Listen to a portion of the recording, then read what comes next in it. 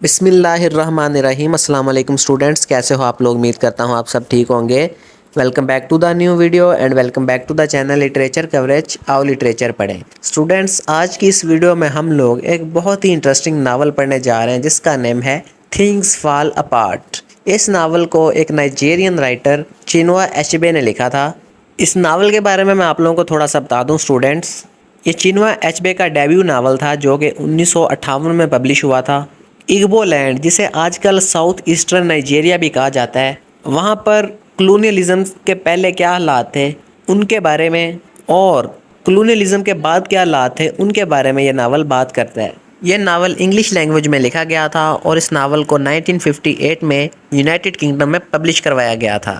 اس novel کی setting of place ہے Nigeria اور سیٹنگ آف ٹائم اس ناول کی ہے لیٹ 19th سینچری اور ارلی 20th سینچری۔ یہ ناول چینوا ایچبے نے نائجیریا میں ہی لکھا تھا اور اس ناول کے ٹوٹل 3 پارٹس ہیں۔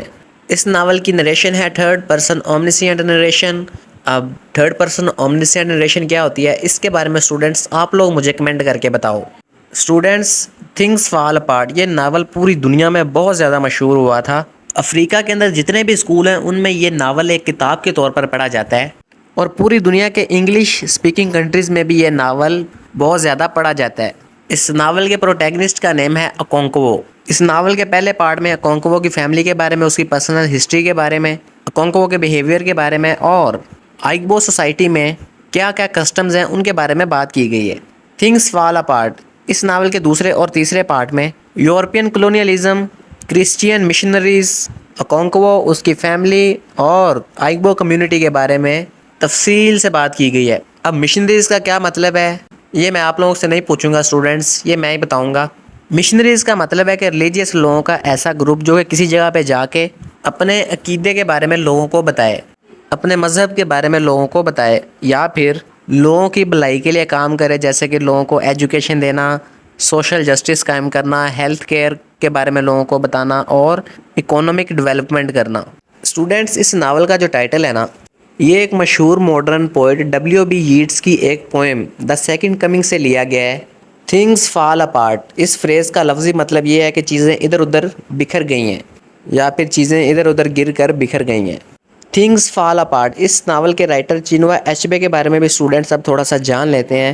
چینوا ایچبے 16 نومبر 1930 میں کلونیل نائجیریا میں پیدا ہوا تھا اور 21 مارچ 2013 میں مساچوسیٹس، یونائٹڈ اسٹیٹس آف امریکہ میں اس کی ڈیتھ ہو گئی تھی 82 سال کی ایج میں۔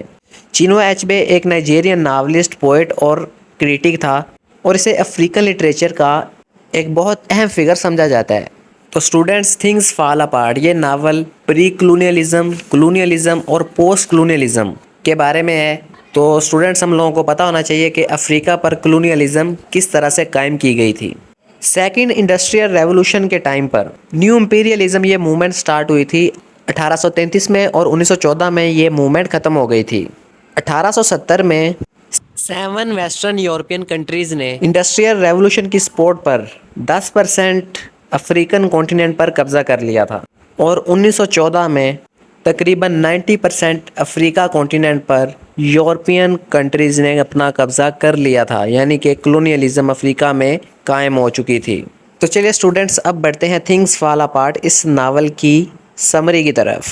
اسٹوڈنٹس، اس ناول میں کافی سارے کریکٹرز ہیں اور ان کے نام بھی تھوڑے سے مشکل ہیں، لیکن آپ لوگوں نے ٹینشن نہیں لینی، لٹریچر کوریج چینل کے ہوتے ہیں، بس لیکچر کو تھوڑا سا دھیان سے سننا آپ لوگ، اور اگر آپ لوگ مائنڈ نہ کرو اسٹوڈنٹ تو ایک کاپی پینسل بھی پکڑ ہی لو، میں تو کہتا ہوں۔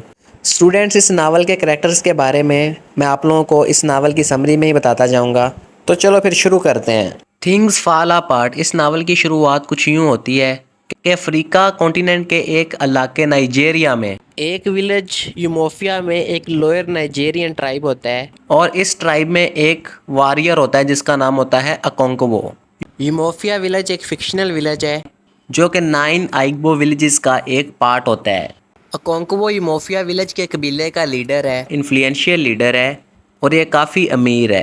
اکونکوو نے اپنی لائف میں بہت زیادہ ہارڈ ورک کیا ہے اور اس نے مختلف جنگوں میں بہت اچھا پرفارم کیا ہے، بڑی اچھی لڑائی لڑی ہے، تو اس وجہ سے اس کے قبیلے میں اس کی عزت، اس کی پوزیشن، اس کا سٹیٹس ہائی ہو گیا ہے اور اس کے پاس کافی ساری دولت آ گئی ہے۔ اکونکوو کی 3 بیویاں ہیں اور ان تینوں بیویوں کے آگے بچے بھی ہیں۔ اکونکوو تھوڑا سا اسٹرکٹ آدمی ہے، اپنے خاندان کے ساتھ، اپنی بیوی بچوں کے ساتھ بھی یہ بڑا اسٹرکٹلی بیہیو کرتا ہے۔ یہ اپنی بیویوں سے اور اپنے بچوں سے پیار تو کرتا ہے، لیکن اپنا پیار ان کو دکھاتا نہیں ہے، کیونکہ اکونکوو کو لگتا ہے کہ اگر وہ اپنے بیوی بچوں کو اپنا پیار دکھائے گا تو وہ کمزور پڑ جائے گا، اور ایک آدمی کو، ایک مرد کو کمزور نہیں پڑنا چاہیے۔ اور اکونکوو ایک کسان بھی ہے۔ اکونکوو کے فادر کا نیم ہے یونوکا۔ جب یہ ناول شروع ہوتا ہے تھنگز فال اپارٹ، تو یونوکا کی موت کو 10 سال گزر چکے ہوتے ہیں۔ بچپن میں اکونکوو اپنے فادر یونوکا کو پسند نہیں کرتا تھا، کیونکہ یونوکا بہت زیادہ لیزی آدمی تھا اور اس نے بہت سارے لوگوں سے قرض لے رکھا تھا، اور وہ قرض کے پیسے بڑی غیر ذمہ داری سے خرچ کرتا تھا، اور یونوکا نے وہ قرض بھی ادا نہیں کیا تھا۔ یونوکا کبھی بھی ایک واریر نہیں بن سکا، کیونکہ اسے خون دیکھ کر ڈر لگتا تھا، لیکن یونوکا ایک ٹیلنٹڈ میوزیشین تھا۔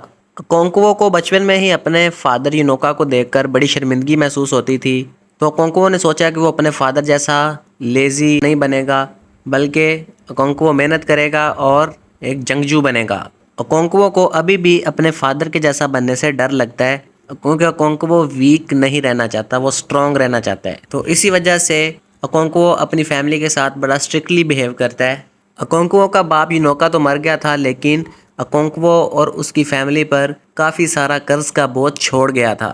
اکونکوو کے بڑے بیٹے کا نام ہے نووئے، جو کہ 12 سال کا ایک لڑکا ہے۔ نووئے تھوڑا سا سست ہے، اس وجہ سے اکونکوو نووئے کے بارے میں پریشان ہے کہ کہیں نووئے اکونکوو کے فادر یونوکا کی طرح ایک لیزی اور غیر ذمہ دار شخص نہ بن جائے۔ ایک بار یوموفیا ولیج کے قبیلے کا ساتھ والے گاؤں کے ایک قبیلے کے ساتھ جھگڑا ہو جاتا ہے، اور جب اس جھگڑے کو سلجھا لیا جاتا ہے تو یوموفیا ولیج کے قبیلے کو ایک 15 سالہ لڑکا سونپ دیا جاتا ہے۔ اکونکوو اس لڑکے کو پالنے کی ذمہ داری لے لیتا ہے۔ اس لڑکے کا نام ہوتا ہے اکمے فیونا۔ اکونکوو اپنی اولاد میں، اپنے بیٹوں میں جو خوبیاں دیکھنا چاہتا ہے، وہ خوبیاں اکمے فیونا میں ہوتی ہیں۔ اکمے فیونا اکونکوو کی پہلی بیوی کی جھونپڑی میں رہتا ہے، اور جلدی ہی اکونکوو کے دوسرے بچوں کے ساتھ گل مل جاتا ہے۔ اکمے فیونا نووئے کا بڑا ہی قریبی دوست بن جاتا ہے، اور اکونکوو کو بھی اکمے فیونا کے ساتھ بڑی چاہت ہو جاتی ہے، لیکن اکونکوو کبھی بھی اکمے فیونا کے ساتھ اپنی چاہت کو، اپنے پیار کو ظاہر نہیں کرتا، کیونکہ اکونکوو کو لگتا ہے کہ اگر وہ اکمے فیونا کے ساتھ اپنے پیار کو ظاہر کرے گا تو اکونکوو ویک دکھائی دے گا۔ اکمے فیونا اکونکوو کو اپنا فادر کہہ کے بلانا شروع کر دیتا ہے۔ کچھ وقت کے بعد ایک بار اکونکوو نے اپنی تیسری بیوی اوجیوگو کو اس کی غفلت پر بہت مارا تھا، جس کی وجہ سے اکونکوو کے قبیلے کے لوگ بہت زیادہ شاکڈ ہو گئے تھے۔ اکونکوو اپنی بیوی اوجیوگو کو مارنے پر شرمندہ تھا، لیکن اکونکوو کے قبیلے کے لوگ بہت زیادہ شاکڈ ہو گئے تھے۔ اسی طرح سے وقت گزرتا گیا، اور اکمے فیونا کو اکونکوو کی فیملی کے ساتھ رہتے ہوئے 3 سال گزر گئے۔ نووئے بھی اکمے فیونا کو اپنے بھائی کی طرح سمجھتا تھا، اور اس کے ساتھ بڑا اچھا سلوک کرتا تھا، اس کی دیکھ بھال کرتا تھا، اور نووئے نے اپنے فادر اکونکوو کو خوش کرنے کے لیے اپنے اندر بہت سارا مسکولائن ایٹیٹیوڈ ڈیولپ کر لیا تھا۔ ایک دن پھر کچھ یوں ہوا کہ یوموفیا گاؤں پر لوکسٹس اٹیک ہو گیا، یعنی کہ ٹڈیوں نے، گراس ہوپرز نے اکونکوو کے گاؤں پر حملہ کر دیا، اور یہ ٹڈیاں ہر سال آتی تھیں، اور تقریباً 7 سال تک یہ ٹڈیاں یوموفیا ولیج میں اور آس پاس کے ولیجز میں سٹے کرتی تھیں، اور پھر یہ لوکسٹس، یہ ٹڈیاں سٹے کرنے کے بعد موو کر جاتی تھیں، اور اکونکوو کے ولیج کے لوگ یہ ٹڈیاں پکڑ کر ان کو پکا پکا کے آرام سے کھاتے تھے، کیونکہ یہ ٹڈیاں ان کو کھانے میں بڑی مزیدار لگتی تھیں۔ ایک دن اکونکوو کے پاس یوموفیا ولیج کا ایک لیڈر آیا، جس کا نام تھا اوگبیو ایفی ایزیوڈو۔ یہ ولیج کا ایک بہت ہی بوڑھا آدمی تھا، اور اپنی جوانی میں یہ بھی ایک بہت ہی اچھا واریر ہوا کرتا تھا، لیکن اب یہ پریسٹ کی طرف سے پیغام لے کر اپنے گاؤں والوں کو دیتا ہے۔ اوگبو ایفی ایزیوڈو اکونکوو سے پرائیویٹلی بات کرتا ہے، اور اس کو کہتا ہے کہ پریسٹ نے کہا ہے کہ اکمے فیونا کو مار دیا جائے۔ اوگبیو ایفی ایزیوڈو اکونکوو کو یہ بھی کہتا ہے کہ اکونکوو اکمے فیونا کو مارنے میں حصہ نہ لے، کیونکہ اکمے فیونا اکونکوو کو اپنا فادر کہہ کے بلاتا ہے۔ اکونکوو پھر اکمے فیونا کے پاس جاتا ہے، اور اس کے پاس جا کے جھوٹ بولتا ہے، اور کہتا ہے کہ اکونکوو اکمے فیونا کو اس کے ولیج واپس لے جائے گا، یہ بات سن کر نوئے بہت زیادہ رونا شروع کر دیتا ہے، اس کی آنکھوں میں بہت زیادہ آنسو آ جاتے ہیں۔ اکمے فیونا جب یوموفیا ولیج کے آدمیوں کے ساتھ جا رہا ہوتا ہے تو وہ سوچتا ہے کہ وہ اپنی ماں سے ملے گا اب، لیکن اکمے فیونا کو کیا پتا تھا کہ اس کو تو اب قتل کرنے والے ہیں یہ لوگ۔ گھنٹوں چلنے کے بعد اکونکوو کے قبیلے کے آدمی اس لڑکے پر اکمے فیونا پر اٹیک کر دیتے ہیں بڑے بڑے چاقوؤں کے ساتھ۔ اکمے فیونا اکونکوو کی طرف مدد کے لیے بھاگتا ہے، لیکن اکونکوو جو کہ اپنے قبیلے کے لوگوں کے سامنے کمزور نہیں دکھائی دینا چاہتا تھا، اس نے اپنے چاقو کے ساتھ اکمے فیونا کو کاٹ دیا، یعنی کہ اکونکوو نے اکمے فیونا کو مار دیا۔ حالانکہ پریسٹ نے اور اگبیو ایفی ازیوڈو نے اکونکوو کو منع کیا تھا کہ اکونکوو اکمے فیونا کو نہ مارے، کیونکہ اکمے فیونا اکونکوو کو اپنا فادر کہتا ہے۔ اکونکوو پھر اپنے گھر واپس آ جاتا ہے اور نوئے کو بتاتا ہے کہ اس کا دوست اکمے فیونا مر چکا ہے۔ اکونکوو اکمے فیونا کو مارنے کے بعد ڈپریشن میں چلا جاتا ہے۔ بھائی اتنا ٹریجک انسیڈنٹ ہو گیا ناول کے اندر کہ اکونکوو نے اکمے فیونا کو 3 سال تک اپنے گھر میں پالا، اور اکونکوو کو اکمے فیونا کے ساتھ بہت زیادہ چاہت ہو گئی تھی۔ اکمے فیونا میں وہ خصوصیات موجود تھیں جو کہ اکونکوو اپنے بیٹوں کے اندر دیکھنا چاہتا تھا، لیکن اب اکونکوو نے اپنی مردانگی ثابت کرنے کے لیے اسی لڑکے کو جان سے مار دیا۔ اب اکونکوو نہ تو سو پاتا تھا اور نہ ہی صحیح طرح سے کھانا کھا پاتا تھا۔ پھر اکونکوو اپنے ایک دوست اوبی ایریکا سے ملا۔ اوبی ایریکا نے اکونکوو کو حوصلہ دیا، جس سے اکونکوو کا ڈپریشن تھوڑا سا کم ہو گیا اور وہ دوبارہ سے نارمل زندگی کی طرف موو کرنے لگا۔ تھنگز فال اپارٹ اس ناول کے شروع میں اکونکوو کے دوست اوبی ایریکا کی بیٹی کی شادی ہو رہی ہوتی ہے، جس میں بہت ساری تقریبات ہوتی ہیں۔ تو اسٹوڈنٹس پھر اچانک اکونکوو کی بیٹی ایزینما بیمار ہو جاتی ہے۔ ایزینما اکونکوو کی دوسری بیوی ایکویفی کی بیٹی ہوتی ہے۔ ایکویفی کے 10 بچے ہوتے ہیں، لیکن ان میں سے صرف ایک لڑکی ہی بچ پاتی ہے جس کا نام ہوتا ہے ایزینما۔ اکونکوو کو اپنے بچوں میں ایزینما بھی پسند ہوتی ہے۔ پھر ایزینما جب بیمار ہوتی ہے تو اکونکوو میڈیسن کے لیے کچھ جڑی بوٹیاں کچھ پتے اکٹھے کرتا ہے اور ایزینما وہ میڈیسن کھا کر ٹھیک ہو جاتی ہے۔ پھر اکونکوو کے ٹرائب میں یہ نیوز پہنچتی ہے کہ اگبیو ایفی ازیوڈو وہ مر چکا ہے، اور یہ خبر اکونکوو کے قبیلے تک اور آس پاس کے قبیلوں تک اور آس پاس کے ولیجز تک ایک میوزیکل انسٹرومنٹ جس کا نام ہوتا ہے ایکوی، اس کو بجا کر پہنچائی جاتی ہے۔ اکونکوو کو اگبیو ایفی ازیوڈو کی موت کی خبر سن کر افسوس ہوتا ہے، کیونکہ کچھ ٹائم پہلے ہی اگبیو ایفی ازیوڈو اکونکوو کے پاس آیا تھا اور اس نے آ کر اکونکوو کو وارننگ دی تھی کہ اکونکوو نے اکمے فیونا کو قتل کرنے میں، اس کو مارنے میں کیوں حصہ لیا۔ اگبیو ایفی ازیوڈو کا بہت بڑا فیونرل ہوتا ہے، اور جو آدمی ہوتے ہیں قبیلوں کے وہ ڈرم بجاتے ہیں اور اپنی بندوقوں سے گولیاں چلاتے ہیں۔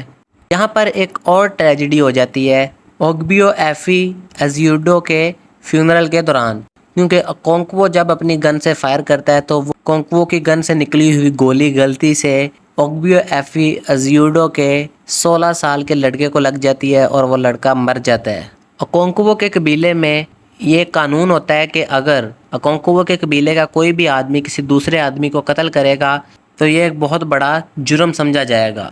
اکونکوو نے کیونکہ جان بوجھ کر نہیں مارا ہوتا اگبیو ایفی ازیوڈو کے بیٹے کو، وہ تو غلطی سے اکونکوو کی گن سے جو گولی تھی وہ چل گئی اور غلطی سے اکونکوو کی گن سے نکلی ہوئی گولی اگبیو ایفی ازیوڈو کے بیٹے کو لگ گئی اور وہ مر گیا۔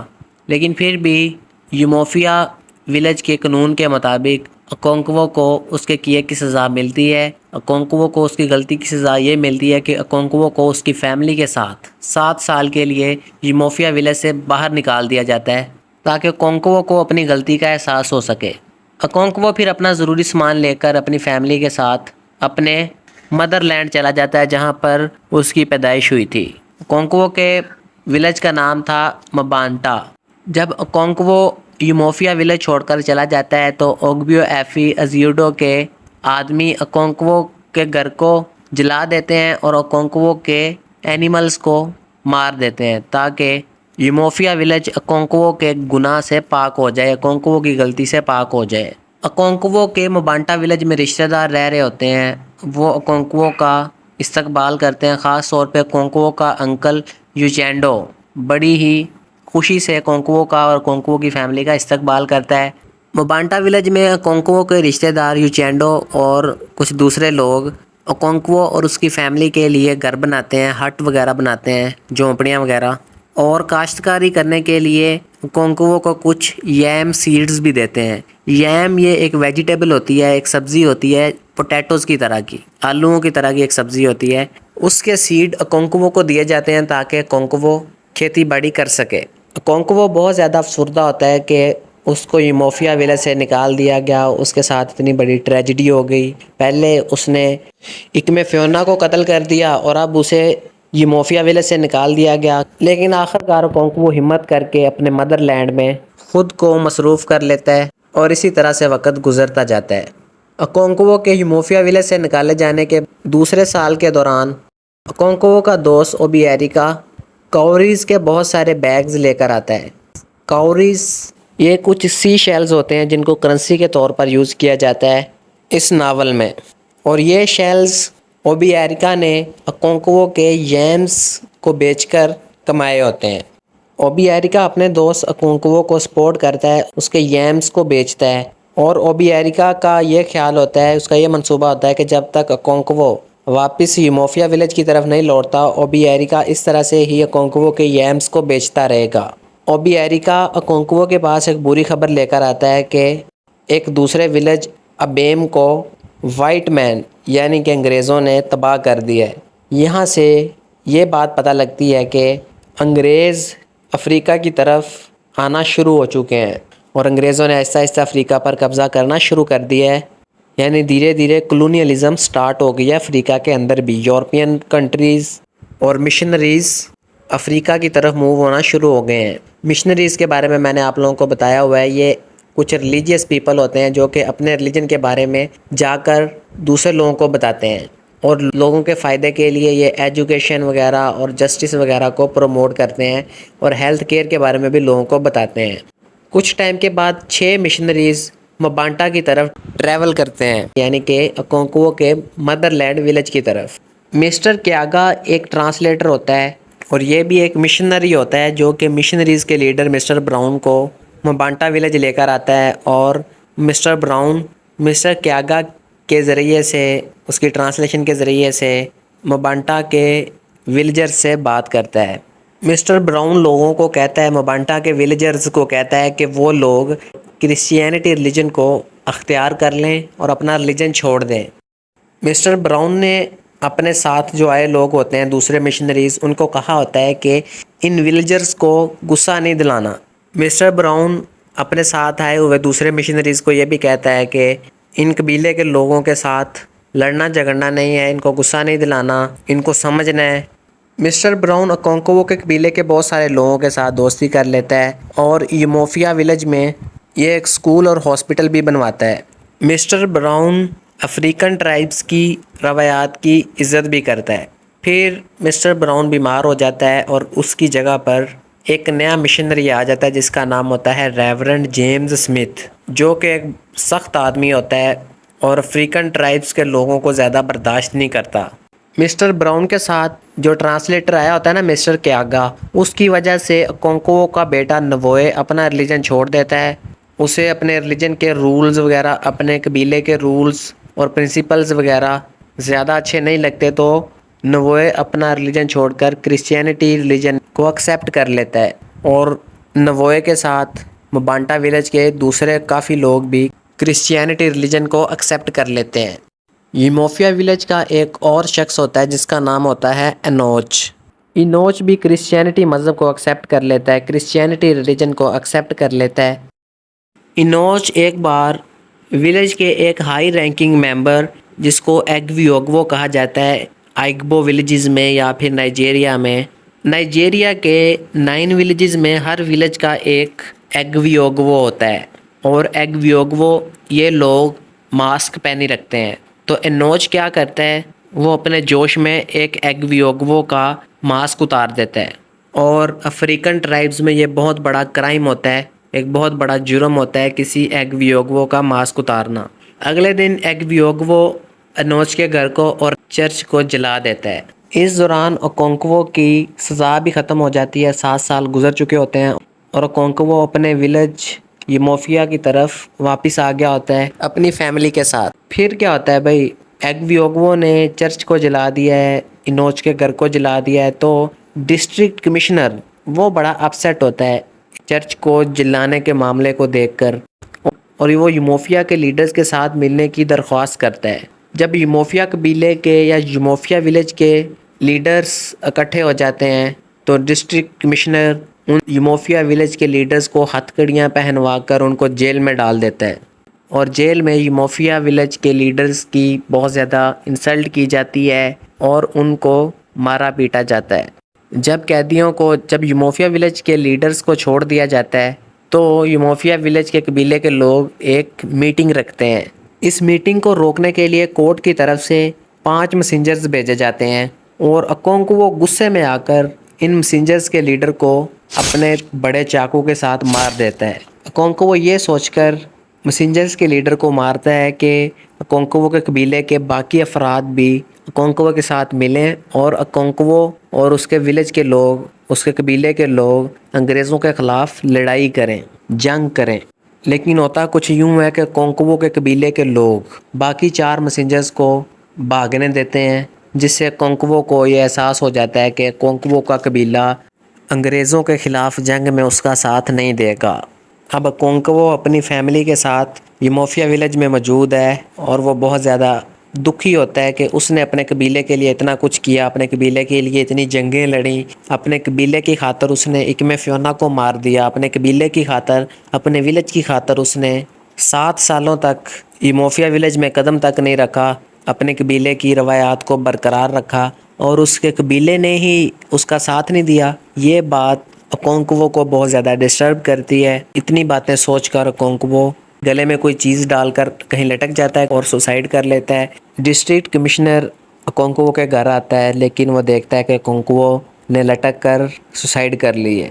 اوبیاریکا اور اکونکوو کے دوسرے دوست ڈسٹرکٹ کمشنر کو اکونکوو کی باڈی کے پاس لے کے جاتے ہیں۔ اوبیاریکا ڈسٹرکٹ کمشنر کو بتاتا ہے کہ ان کے قبیلے میں، ان کے ولیج یموفیا میں جو کوئی سوسائڈ کرتا ہے اس کی باڈی کو یہ لوگ ہاتھ تک نہیں لگاتے، کیونکہ ان کے قبیلے میں سوسائڈ کرنا ایک بہت بڑا گناہ ہے۔